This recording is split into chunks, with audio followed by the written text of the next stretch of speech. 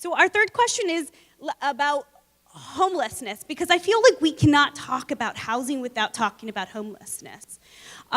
So last year's homeless point-in-time count found that there were 7,500 homeless people in San Francisco, and that's about a 2% increase over the last 4 years. And the majority of those counted last year were unsheltered, and that means that people were living in tents in the streets, perhaps even in their car. These are unsheltered people living on the streets.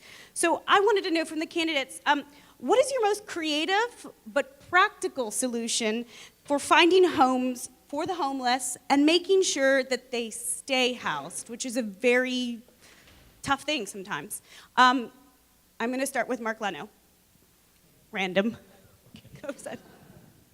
So when you realize that about 70% of those who are living on our street without shelter, without a home, were living under a roof in San Francisco before they became homeless, we recognize that we've got to do everything we can to keep folks in their homes. And that's why I would take speculators to court, because they're illegally and inappropriately using the Ellis Act. It was written for landlords, not for speculators, to go out of the business of being a landlord. So I would take them to court to stop those evictions. Step one, keep those in a home, in their home. Just yesterday, I unveiled a program which I entitle End Street Homelessness by 2020. That's the 3,500 people living on our streets today who should never have been there to begin with. We've got to make that a top priority. We've been talking a good game, we've been investing money, we've made some progress, we kept a lid on it getting much worse, but it is not acceptable. And we cannot continue to do things the way we're doing them. So step one for ending street homelessness by 2020 would be to make use of an estimate of upwards of 1,500 empty SROs in San Francisco today. So we need to be working with the building owners to find out what their resistances are and then make arrangements with them.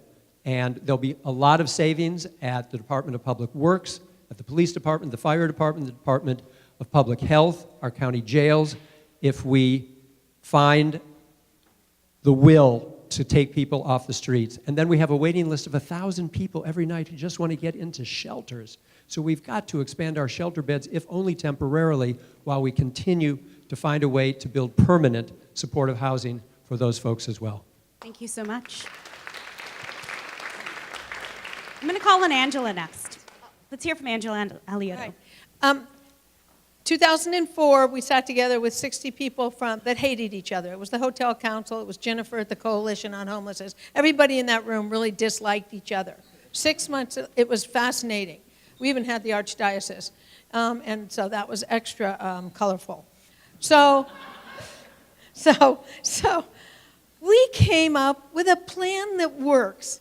I do not understand why the city and county of San Francisco couldn't stick with a plan that worked. It housed people, the lack of recidivism in our units where we house people to today, those same people are still there. It's 94% lack of recidivism, and it's very simple. Shelters are a terrible place, ladies and gentlemen. You wouldn't want anyone to go to a shelter. Shelters and other programs that are temporary are not the answer to homelessness. Permanent supportive housing is the answer. Within 48, it's the answer. It works. Let's do it again. We have the buildings in San Francisco. You heard Senator Leno say we have over 1,000 SROs. That's incredible. Those are all for formerly homeless people that can deal with it, that are not triple diagnosed, that do not have other situations where they couldn't deal with living in a unit. In other words, when you pick the person up off the street, within 48 hours you decide where they go. It's a type of triage. They either go to medical, which several go to, or they go to a rehab, they go to alcohol rehab, drug rehab, whatever the particular place they're supposed to go, they go to that. After that, this city should never let any program we pay millions of dollars to a year, millions of dollars, put that person that has been rehabbed back into the street. Never. Every single Every single one of those programs needs to be stopped because it's millions. It was over $600 million in 2004. It's millions of dollars. They need to understand you take a person and you rehab them. I'm going to pretend you're not there. Take I'm going to person, stop you, though. rehab them. You put them into housing. They're human beings. Most of them can get a job again. Some of them can go to another type of rehab. You never put them back into the streets. Thank you for your... Thank you. Yeah, thank you. I appreciate it. So easy. Yes, ma'am.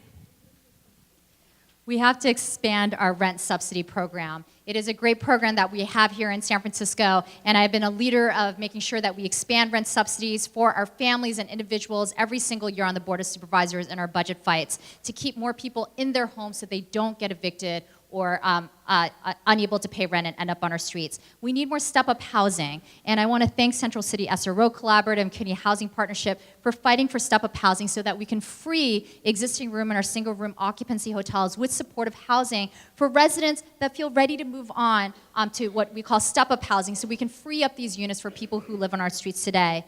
We need more shelter beds. We just simply need more shelters to get people off the streets. They're incredibly expensive, but it's not okay to let people sleep on the streets in sleeping bags or in tents, and we need more medical respite shelters.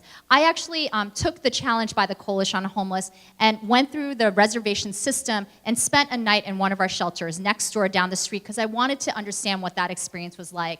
And when I stayed at the shelter, I understood that our shelters were not built for the demographic that is coming to stay in the shelter today. The shelters are built for someone like me, young, able-bodied, down on my luck, and all I need is a bed and shelter for a couple weeks, a couple of months.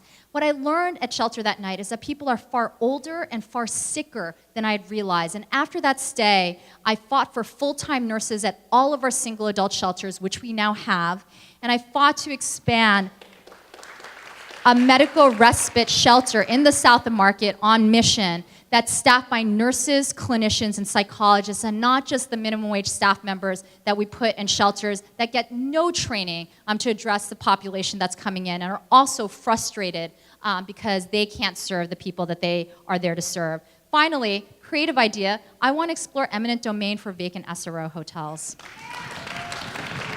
There is no reason why these units should be vacant and offline. And yes, there are instances in which we can negotiate with the owners, like with Minna-Lee, where we're going to bring 50 units online that have been vacant, but we should be exploring this for all the other vacant units. Thank you. I have a background working in direct service and mental health and transitional housing and intentional healing communities, as well as program evaluation and development. And so after the 2015 election, I decided to be inspired by Francis of Assisi, who said, do what's necessary, do what's possible, and soon you will be doing the impossible, and actually take on the encampment crisis and shelter shortage crisis as a manageable crisis. And I want to let everyone in here know that it is a manageable crisis right now. We have an estimated 3,100 to 3,500 people living right now in tents or in sleeping bags or in RVs or vans on the street. Currently, and I started the St. Francis Homelessness Challenge a week or two after the election and have been going strong with that ever since. I've been assessing what the city's doing, offering analysis and developing and piloting programs. So the city is currently spending $30 million a year on DPW and SFPD just for encampments. Just for encampments, $30 million. And we see the result. The outcome is what we see on our streets right now. If we have the ability to invest $30 million, I actually have a strategy where we can stabilize everyone who's currently living in crisis on our streets. We can do that. There's actually a plan. I would stop campaigning if I felt that, let's get the tech community to pony up $15 million and let's redirect some of those resources right now, and I would joyfully lead this process for a very, give me $35,000 a year and let me lead this, and that would be a dream opportunity for me to actually help stabilize what's going on the streets. We have something called Safe Organized Spaces and an Encampment Livability Index. So there is a plan that I have starting ASAP to June to whenever it is. We can start right now. And you know what the city's doing right now? They're not working with encampment residents and the neighbors to address this crisis. So those two tools, the Encampment Livability Index, as well as the Safe Organized Spaces Framework for $30 million, redirect those resources and actually work with encampment residents. So it's not just move along, it's you belong with reasonable agreements in safe, organized spaces on your pathway to housing. Thank you.